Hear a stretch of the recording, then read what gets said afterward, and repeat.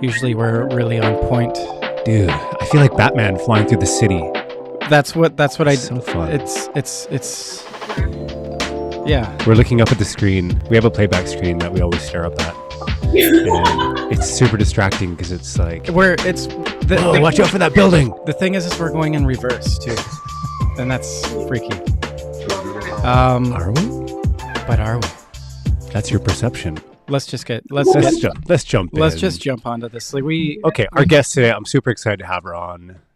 Josi, how are you? Thank you. Thanks for having me on. Yes.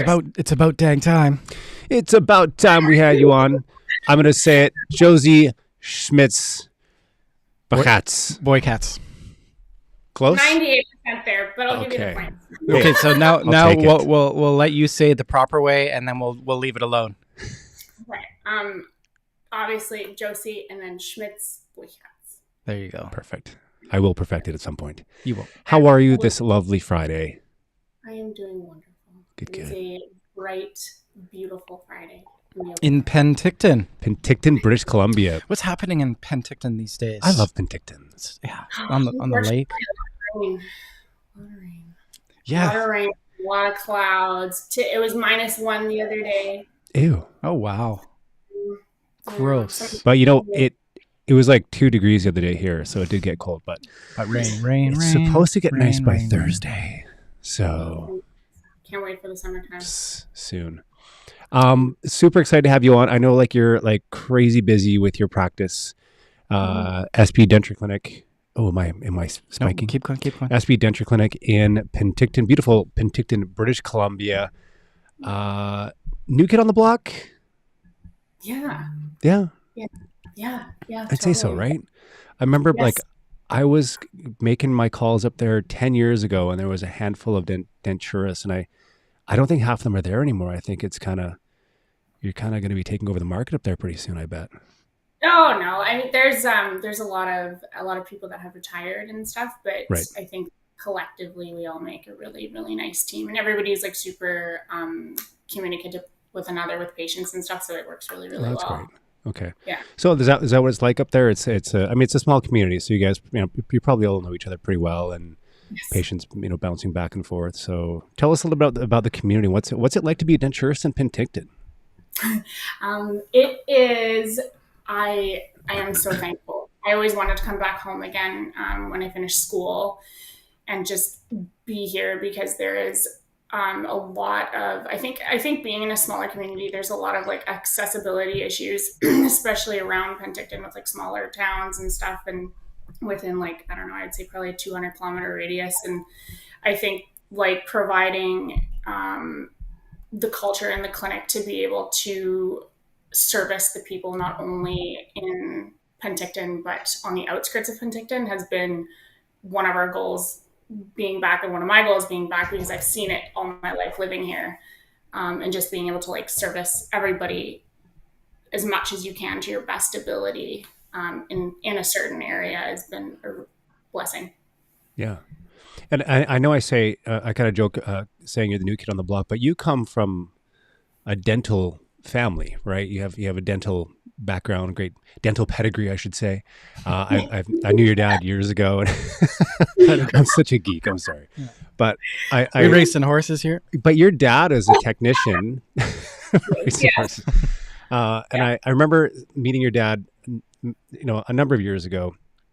And every time I went in to see him, and it wasn't often, I'd make my way through Penticton once every month or two, but I'd always make a point of stopping in to see your dad. And here's why. Because every time I stopped in, he would take the time to come and talk to me and educate the new guy on something to do with lab and how things are made. And I always remember that about your dad. He would take the time to say, okay, Tyler, do you know what this is? He'd show me an Emax crown. He'd say, do you know the difference between Emax and zirconia? Let me tell you the difference. And he'd take the time to educate me a little bit. So jumping off of that, was that sort of how, were you always kind of interested in getting into dental? How did that process start for you? I appreciate the question. I did my undergrad first, and then I continued on after that. In that time period, I always worked in my dad's lab, and I worked in the classroom, and I was driving for a while. So it was like a collective whole of many years of knowing that this is eventually what I wanted to do.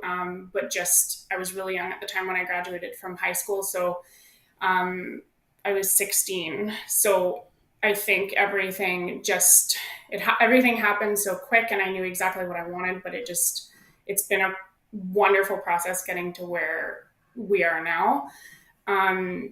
But yeah, in those years throughout university, I was always there, always in the classroom. So I've been lucky to be able to be like in his umbrella and in his presence, like learning, because he has had 40 years of experience with everything. So, and not only like interprofessional collaboration that he's been able to help me with and stuff, it's been really, really awesome. And he's still in the clinic with you too. Just so everyone knows. So we have one building, which Mark, you saw, which was amazing that you can buy. So it's one big building, and then there's the front entrances are separate from each other. And then the back is like one massive lab where we have, the Crown and Bridge section for his side, and then my side for the clinic, as well as the lab side that I also do. So it's one in the back, it's one collective whole, but in the front we have our two separate entrances and everything. So it works out really, really nicely. So there's lots of communication that can happen like on the drop of a hat. So, which is nice. For sure. Yeah. And I know your dad was, he was really kind of digitally astute as well. So with the sort of the current state of denture fabrication and the lab world, everything going so digitized, what's your take on that? What's your take on the digitization of dentures? It's a good question. I personally don't do anything digital. I am as it gets because I have really high appreciation for the hands-on. Right. I think for Crown and Bridge, the digital is excellent. I think it serves its purpose. There's so much opportunity there if that's what you want to include into your practice culture. But on my end of things, I do not do anything digital. Right. Yeah. Yeah, and it's excuse me, and I think that when we look at your Instagram, like you're all over this. Like you're super dialed with the marketing, with telling your story, and really showing the craftsmanship behind. Oh, are you the drinking? work that are you drinking? do. You're drinking there. It's coffee. I know. We just talked about the importance of caffeine and coffee. Yeah, today we needed some extra caffeine. I had to run to Starbucks last minute. Your work is beautiful, by the way. Yeah, like so if I'm, if I'm somebody in Penticton looking for dentures, I'm going on your Instagram and looking at this and going like, holy smokes, like these are beautiful. So thank you. Like, is this something that over time, like there's some artistry involved with this, I assume? Mm-hmm. Yeah, definitely.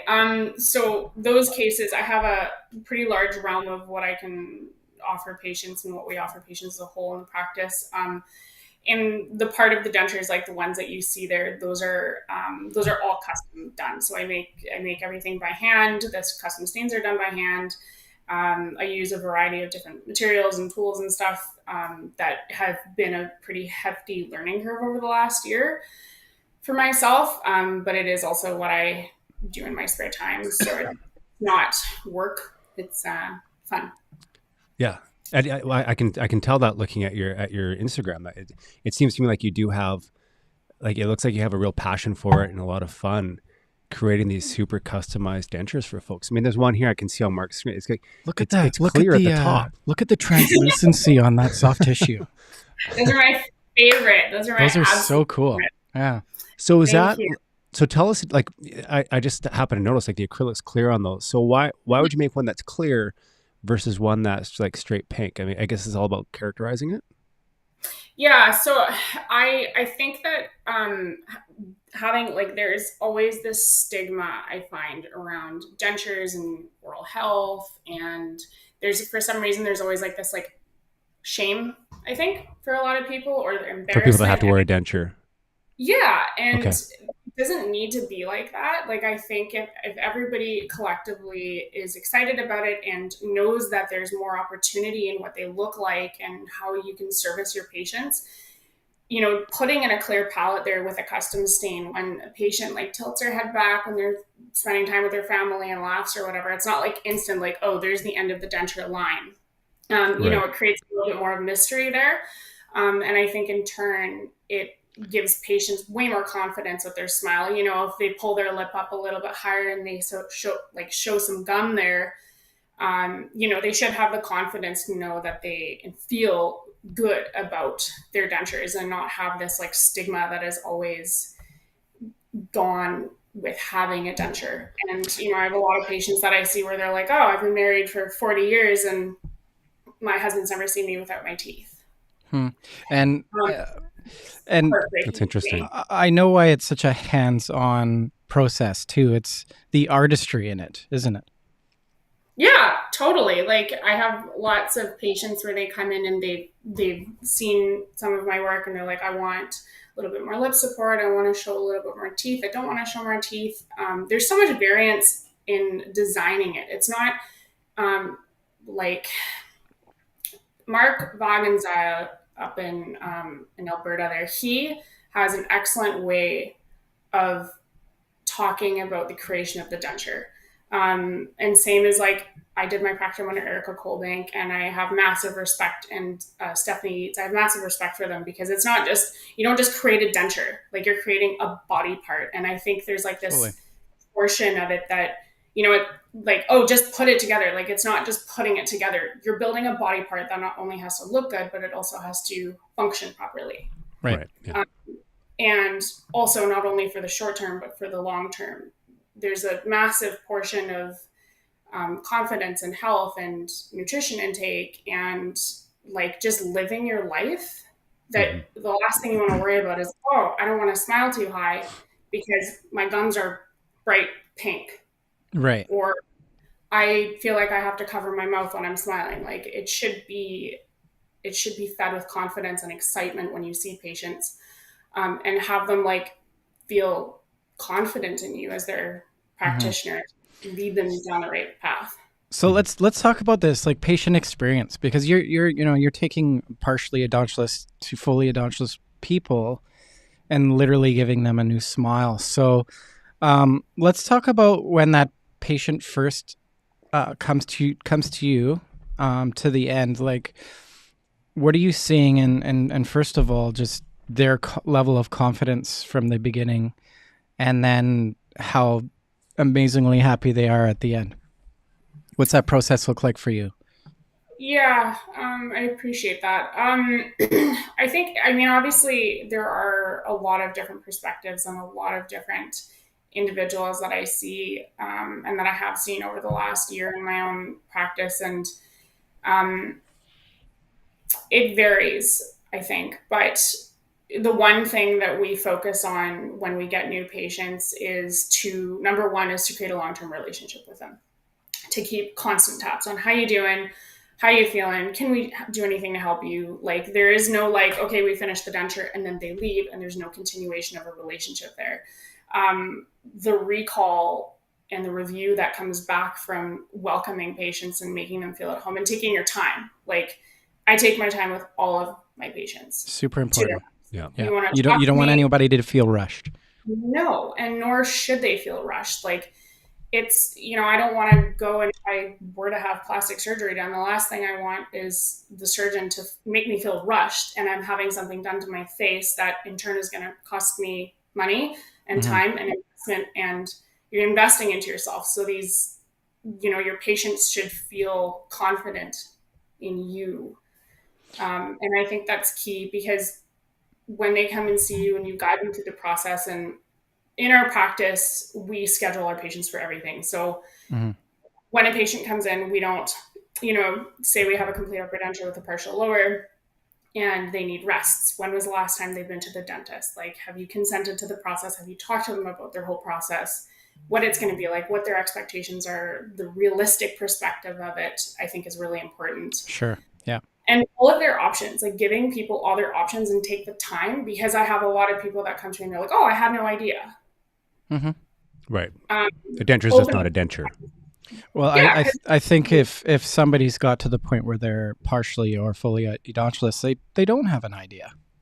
Am I like offside to say that? I don't know. And I think that it's that education, right? Is that like, you know, if the dentist is referring a patient to you and they come to you and they're like, well, okay, make my denture. It's like, well, let's talk about what options you have. I think that would be an exciting conversation to say, we're not just here to make your denture. We've got options. So yeah, you have tons of options. Yeah. So and what? Like what? I was gonna say, go ahead. Yeah. No, sorry. Go ahead. I was just gonna say, like, what some of those options could be. Like, what's an example? So, say if I come to you as a new patient, I'm like, okay, well, what am I getting myself into? What are some options that I could be looking at as a potential denture wearer? So, I mean, normally, like, the first question that I always ask is, who's your dentist and when was the last time you were there? Are you informed about the treatment that because some people, they come in and they know exactly what they want. They know everything. And then in turn, there's also people that come in and they're curious. So it's your job as a practitioner to keep them fully informed. And in that process, when they sit down and, to guide them, giving them the options, as in, like, have you ever heard about implants? Because some people, they've been to their dentist in the last year just for a checkup on their lower teeth, if they have a complete upper and a partial lower, but they haven't been guided in, like, oh, like, how about some implants, or, my teeth look chipped in the front, or if you want to have them bleached or have them crowned, and having that conversation with the dentist to have completely clear communication. And what I mean by that is, when patients come in, writing your referrals, having open communication with the dentist, educating each other on what the options are for your patients, and not leaving it up to the patients to book their appointments. So we book all of our patients' appointments. We book their extraction appointment. We book their rest appointment. We book their crowns appointments. We book everything. Oh, wow. Okay. When they come to us, it's not just like, it's a one-stop shop. Whoever your dentist is, or your surgeon, or your prosthodontist, or your technician, or whoever it is that patients are wanting to work with, we give them an entire schedule for their whole treatment process from beginning to end. And then we also give them a treatment and progressive treatment into the future. So, like, what does this look like 5 years down the line for you? What does this look like a year down the line from you? And let's schedule you in so that you know that you're taken care of in a year from now, and that your cleanings are booked, and that we are able to support you in the process if you need an adjustment, or you're curious about something, come in and talk to us. So it's like a prolonged, supportive culture that I think that makes people give the confidence, which in turn, you get, as you guys would say, your 3 R's. Yeah. Hey. Thank you. Well, the 3 R's. Well segued. And callback. And definitely, like, you're putting yourself in the network of care, right? So you're working with your network of GPs and specialists around the area, and you're a part of the overall experience of that patient. I just think it's cool that you guys offer such a comprehensive treatment plan. Like, that's pretty in depth. To have that level of involvement. And if anybody's interested, here, I'm going to put the website up here. There's tons to look at here. Great website too, by the way. Thank you. That website was built by Dean from Domex and his team. So yeah, we know him quite well, actually. He's a good lad. He's a good fella. Yeah, catching a wave right now, I bet too. Oh yeah, right? That rascal. Slightly jealous. Okay. Yeah. He is so fun. You know what we should do this year? We're going to Hawaii. Denture trip. We should. He has this thing. So at the Denture conference every year, I'm not sure if you've experienced this. Well, he'll do like a little polar bear swim type of thing on one of the days. In Hawaii? Have you partook in one of those before? No. Every year I see him, I'm like, Dean's like, you're coming to the polar bear swim. And I'm like, yeah, you know what? I'm going to do it this year. And then every year he's like, where were you, Ty? You didn't make it out to the polar bear swim. Yeah. You made it to the barley swim. I'm always setting up the booth. That's what I yeah. Setting up the booth. Okay, so on your website you've got so tell us a little bit about the mobile services. Yeah, I love that. So the bus was last year's summertime inspiration for creating, like, with what I just touched on, the full service. So the bus offers, I purchased it last August with the idea of creating access to care. In a smaller community, and even in larger communities, there's a lot of people with a lack of access to care. So, or their children live a province over or in a different country, and they are unable to make it to their medical appointments or their dental appointments or their eye care appointments, whatever appointments they have that are necessary for, long-term health and maintenance in that, especially as you have a community that's aging, which we hear. So, to service that bus has 2 oversized wheelchair hoists. Oh, cool. That are totally secure. They come out, you put the wheelchair on, and then you can service your patient to whatever appointments they need. And then that also can get booked into either my patient's appointments or other practitioners' patients' appointments. Because there are a lot of people that don't have their driver's license anymore, and then they have to take a cab, or the cab wait, an hour later they come and pick their patient up. And this way it's like they're in, they're out, someone's waiting there for them. It's instant. That's a great idea. Or I guess Uber's not going to work in this case, right? Yeah. What's that? Do you guys even have Uber in Penticton? No, gosh, no. It's called Gruber. It's called Gruber, and it's just Gruber. A guy named Gruber. Yeah. It's a guy named Doug. Yeah, Doug. He's great.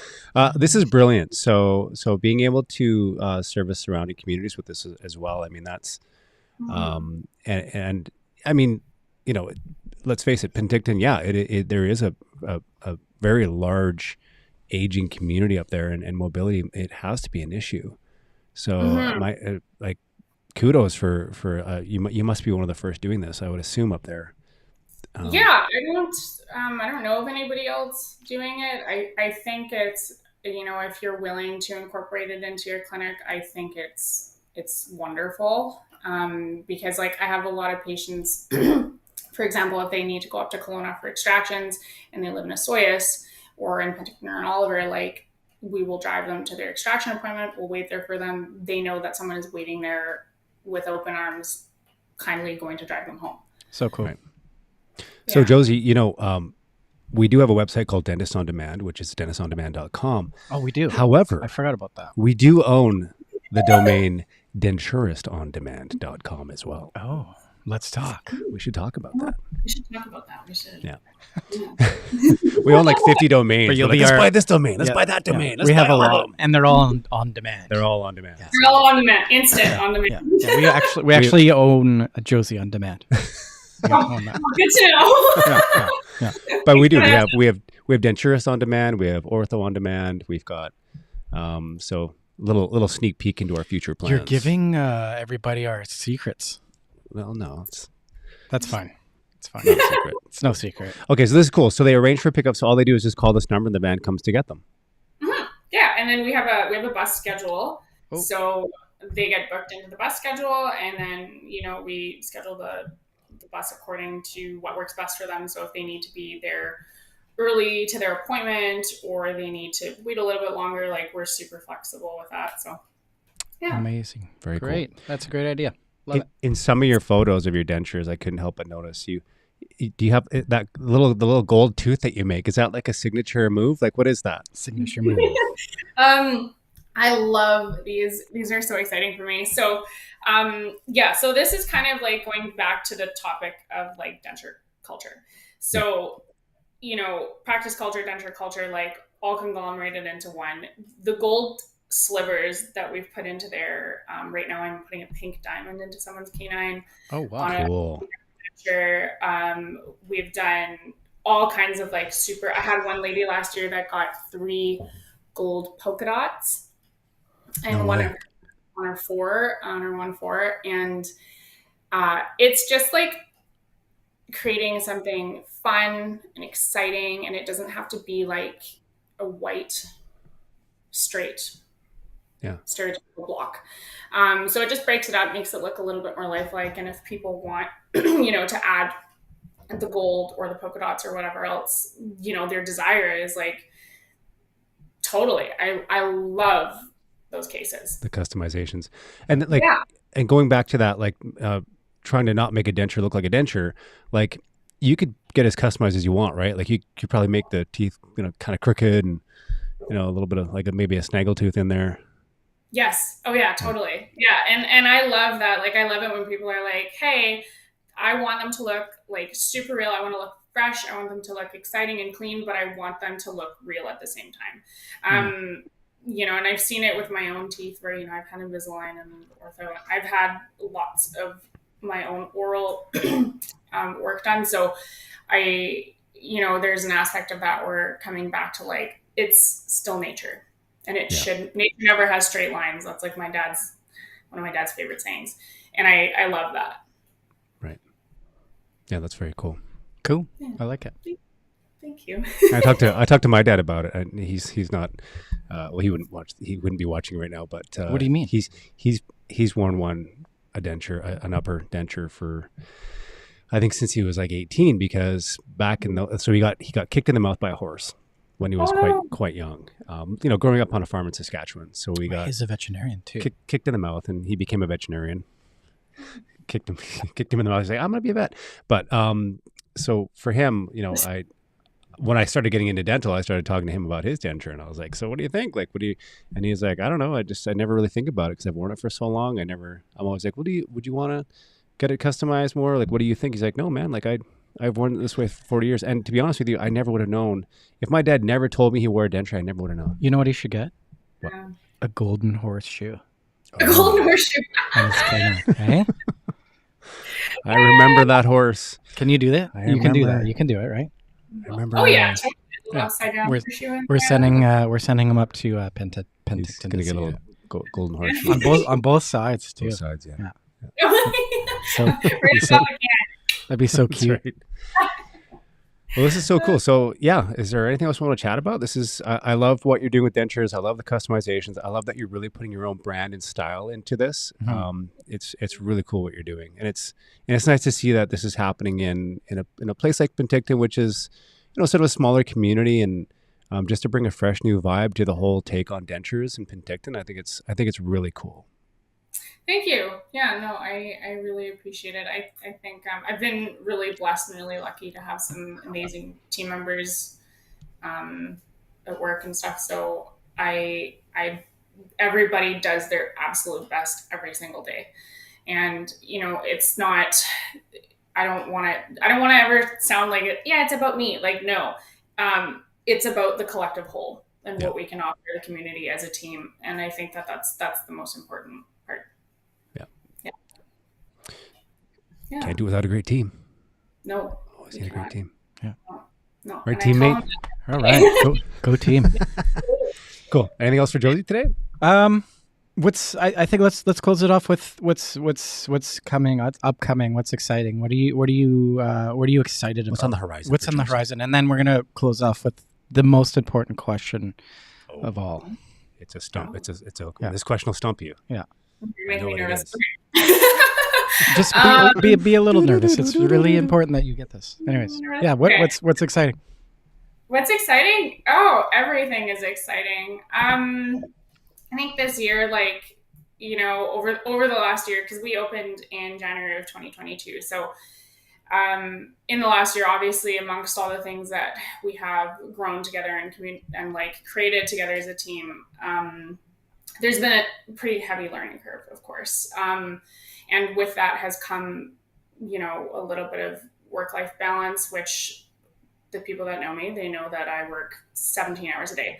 So in turn, creating a really more healthy environment for the team that we do have. And there are 6 of us. So, we have a meeting every day and every morning and every day before we leave and just talk about, hey, what can we do better? Having open conversation, creating those really clear, open and honest referral lines between surgeons and everybody that we work with and dentists is definitely on our priority list in this little while, and so on and so forth. So, yeah. Work-life balance. Yeah. Give yourself some time. Yeah. You should give yourself a little time. That's the problem. You're a casualty of just being passionate about what you do. And like they say, if you love it, you're passionate about it, it doesn't feel like work, right? Exactly. Oh, No, every day. Like I sit there till 2 a.m. and do my custom stain. Yeah. That's why I sit here. I sit in this room all day. Yes. Yes, he does. I like this room. It's He's in this room a lot. I'm having fun. Yeah. Okay, are you ready for this question? Okay, Are you ready for it? Yeah. Okay. Is a hot dog a sandwich?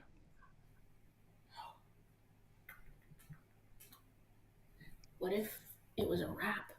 Oh, jeez. Oh, I love that answer. That's good. she I like just it. threw a curveball at you. Yeah, that's good. I like Well it. played, Yeah, Josie. well played. Well played. You win. You win this round. We're gonna have a better question next time. Next time too. I'll reciprocate. Awesome. It's a wrap. Then that's a wrap. And that's a wrap. And that's a wrap. Hey, we'll see you in a couple weeks. Thank you so much for Yes. having me on and everything. Yeah, thank you so much for your Great. time and thanks for coming on. Awesome. Thank you. Absolutely. Yeah, we'd like to have you back on again in the future. But in the meantime, we'll see you in a couple weeks. And so long for now. Keep up the great.